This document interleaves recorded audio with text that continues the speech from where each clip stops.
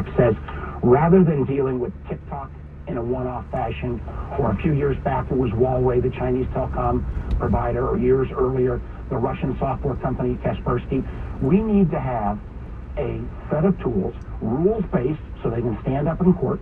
TikTok would still get its day in court, even under our law, that says if there's a foreign technology from a place like China and Russia and it poses a national security threat, and one of the things we also require is that the intelligence community has to declassify as much of this information as possible, so it's not simply like, hey, trust the government. We got to make the case. I want to ask you, since you sit on the Senate Banking Committee, about this rolling turmoil that we are in.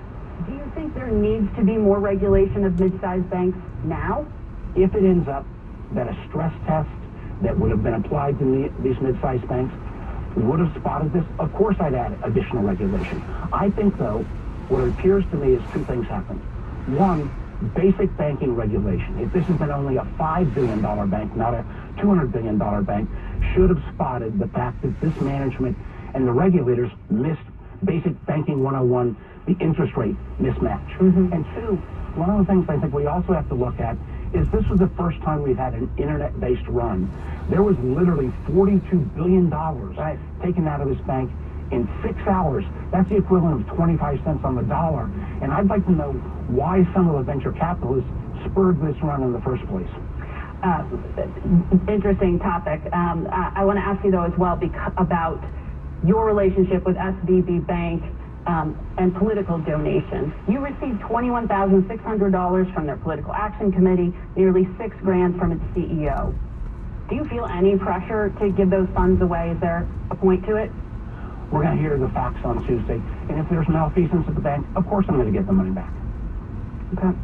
Senator, before I let you go, I want to just follow up on what you shared with us when we spoke back in January, when you were very frustrated that the administration wasn't sharing more information about the classified materials improperly held by the current president when he was out of office and the former president. You've been briefed. Any more clarity on this? Any further information?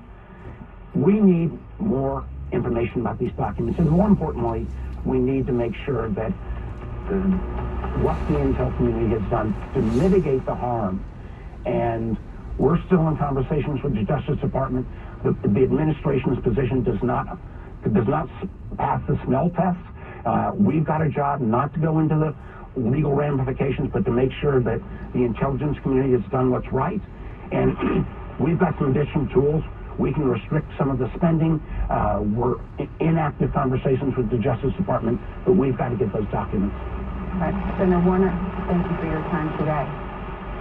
Face the Nation will be back in a minute. Stay with us. You're listening to Face the Nation on Bloomberg Radio. We're back now with White House National Security Council spokesman John Kirby. Good to have you here.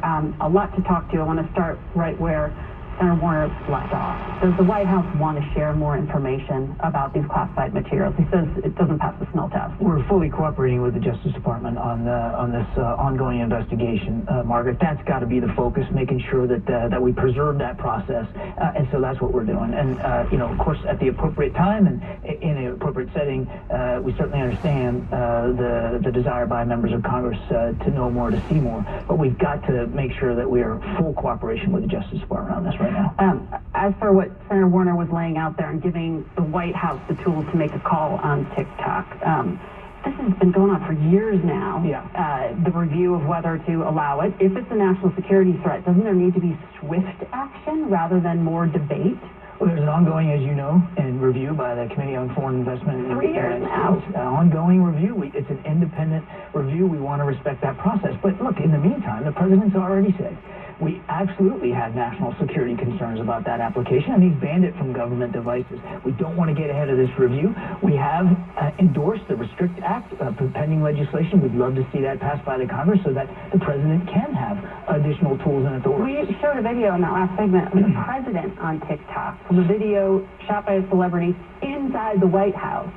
So for the 150 million Americans who still use this app, how do you say to them, sorry, we're going to take it away? It's not on government. It's hypocritical. It's not on government devices. We do have for legitimate national security concerns. We have legitimate national security concerns over TikTok. It's a useful political platform.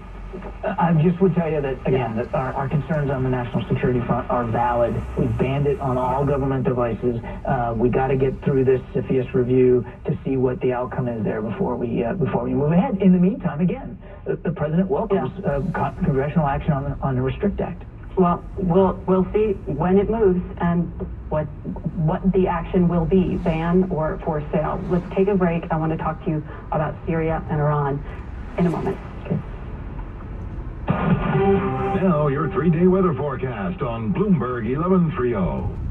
Sunny and breezy for today, high getting up near 60 degrees. Tonight, clear skies, low could get as low as 40. Tomorrow, becoming mostly cloudy, showers develop late.